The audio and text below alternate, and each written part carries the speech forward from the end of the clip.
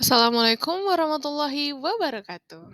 Halo semuanya, bertemu lagi di kelas bahasa bersama Ibu Raisya. Kali ini kita masih membahas mengkritisi informasi dari berbagai sumber dengan subbab menyajikan informasi dalam infografik. Bagaimana? Sudah siap untuk belajar? Bismillahirrahmanirrahim, mari kita mulai. Nah, tujuan pembelajaran kita adalah mengumpulkan informasi tentang tokoh sastra Indonesia dan menyajikannya dalam format infografik. Nah, sebelumnya unsur-unsur apa saja sih yang ada di dalam infografik? Tentu Ananda sudah sangat kenal ya dengan yang namanya infografik. Nah, unsur apa saja yang biasanya ada di dalam infografik? Lalu aplikasi apa yang dapat digunakan untuk membuat infografik? Nah, kira-kira apa? Pasti Ananda juga sudah sering ya membuat infografik. Biasanya Ananda pakai aplikasi apa? Atau mungkin ada yang menggambar sendiri? Nah, baik. Sebelumnya kita harus kenalan lagi nih dengan yang namanya infografik. Jadi infografik itu adalah representasi visual informasi, data atau ilmu pengetahuan secara grafis. Jadi data atau informasinya disampaikan secara grafis. Lalu grafik ini memperlihatkan informasi yang rumit dengan singkat dan jelas, seperti pada papan, peta, jurnalisme, penulisan teknis, dan pendidikan. Nah, melalui infografik ini, ilmuwan komputer, matematikawan, dan statistikawan mengembangkan dan mengomunikasikan konsep menggunakan satu simbol untuk memproses informasi. Tentunya dengan menggunakan infografis, pengetahuan, atau juga informasi bisa lebih jelas untuk dimaknai.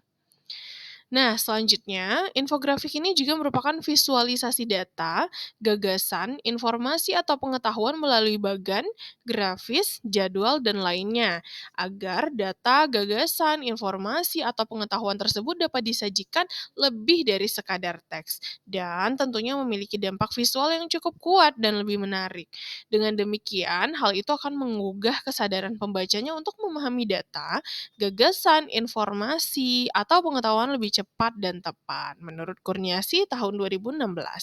Nah, pada saat ini, infografik ini ada di segala bentuk media, mulai dari hasil cetakan biasa dan ilmiah hingga papan rambu jalan. Nah, infografik ini mengilustrasikan informasi yang memiliki sedikit teks dan berperan sebagai ringkasan visual untuk konsep sehari-hari, seperti rambu berhenti dan rambu jalan. Nah, infografik ini sebenarnya juga banyak kita temui ya, dan biasanya data akan lebih gampang atau akan lebih mudah diingat ketika bentuknya berupa grafis, karena selain memanjakan visual, juga akan membuat memori lebih lama ingat mengenai data tersebut. Nah, tujuannya apa sih data atau informasi itu disajikan dalam bentuk infografik? Nah, yang pertama adalah untuk mengomunikasikan pesan yang kompleks menjadi lebih sederhana. Kadangkala seseorang itu tidak punya banyak waktu untuk membaca teks yang panjang untuk mendapatkan ilmu ataupun pengetahuan. Sehingga jika teks yang tadinya kompleks diubah menjadi sebuah infografik, maka biasanya pesannya akan lebih cepat untuk didapatkan. Selanjutnya, tentunya dapat menjelaskan data lebih mudah. Nah, data akan lebih mudah dijelaskan dan akan lebih mudah juga dicerna oleh pembacanya. Lalu selanjutnya, dapat mempresentasikan informasi lebih singkat dan mudah dipahami. Jadi informasi yang tadinya sangat panjang dan terlihat sangat sulit untuk dipahami, semakin lebih mudah untuk dimengerti. Lalu, dan yang terakhir, dapat memonitor secara periodik setiap parameter perubahan. Jadi jika yang kita sampaikan adalah sebuah parameter ataupun misalnya, mmm sebuah sejarah, maka itu akan lebih terlihat dalam waktu periodiknya. Nah, selanjutnya, menurut Krum, Tujuan infografik ini adalah sama dengan public speaking. Tujuan dari infografik ini dapat dibagi menjadi 3 kategori, yaitu yang pertama adalah untuk menginformasikan tentunya. Untuk menginformasikan sebuah pengetahuan ataupun informasi atau pesan, dan selanjutnya adalah untuk menghibur karena akan memanjakan visual dan mempersuasi audiens sehingga audiens memberikan perhatian, menyempatkan untuk membaca, menyimpulkan, dan melakukan aksi sesuai apa yang ada di dalam infografis. Nah, kenapa akan lebih menarik atau akan lebih mudah mempersuasi? Karena tampilannya biasanya infografis akan lebih menarik daripada hanya sebuah teks. Nah, apa saja sih yang terkandung di dalam infografik? Ini ada beberapa elemen dalam infografik. Yang pertama, ada berupa material, berupa data, informasi, atau pengetahuan yang akan menjadi materi atau isi dalam infografis tentunya. Tanpa materi berupa data, informasi atau pengetahuan, infografis tidak akan bisa dibuat. Nah, jadi memang infografik itu isinya adalah data atau informasi atau pengetahuan yang disajikan tentu dalam bentuk yang lebih ringkas dan menarik. Lalu, elemen yang kedua adalah kreator, berupa perangkat lunak atau software yang akan mendukung pembuatan sebuah infografik.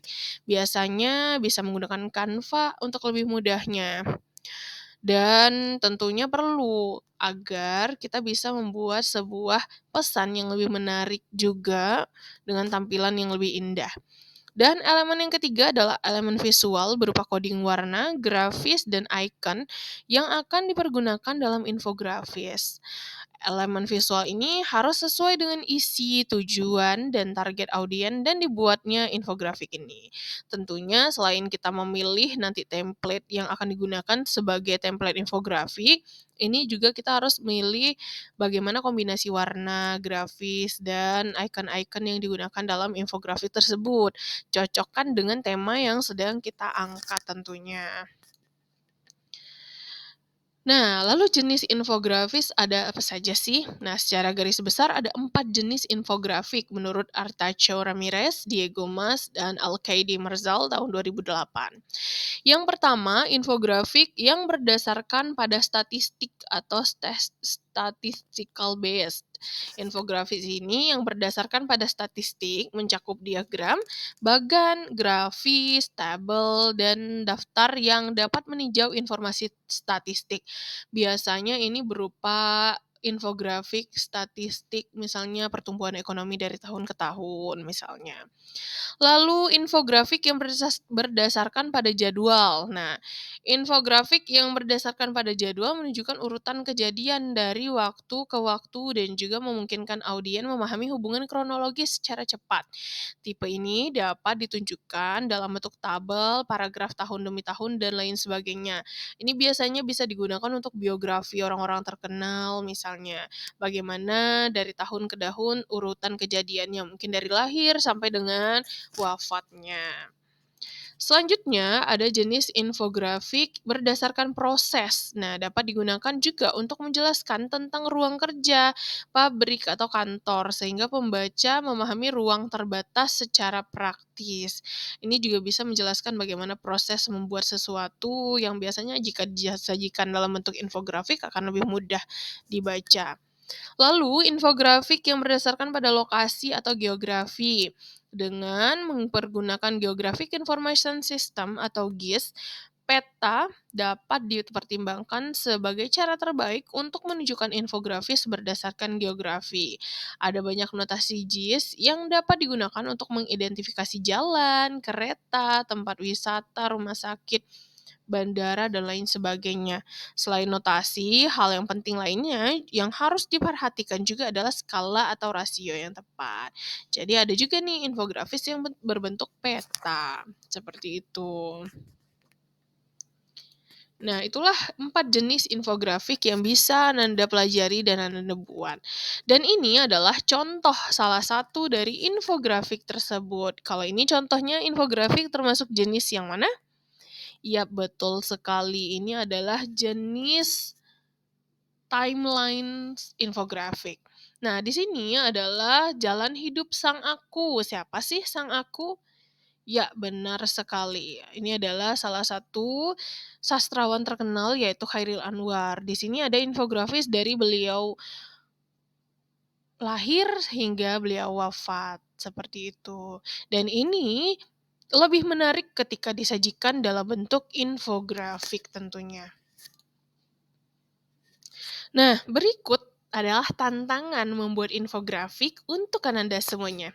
Ananda punya ide kreatif kan tentunya? Wujudkan ide tersebut ke dalam infografik. Nah, kalian bisa mengkreasikan teks, gambar, dan data seseorang tokoh sastra Indonesia menjadi infografik yang menarik. Dan kalian juga dapat memilih tokoh sastra masa lalu yang telah tiada atau tokoh sastra masa kini. Nah, ini adalah ketentuannya. Menarik bukan? Nah, itulah pembelajaran kita mengenai infografik untuk saat ini. Mudah-mudahan bisa dipahami dan bisa bermanfaat. Sampai berjumpa pada bab selanjutnya. Saya akhiri, wassalamualaikum warahmatullahi wabarakatuh.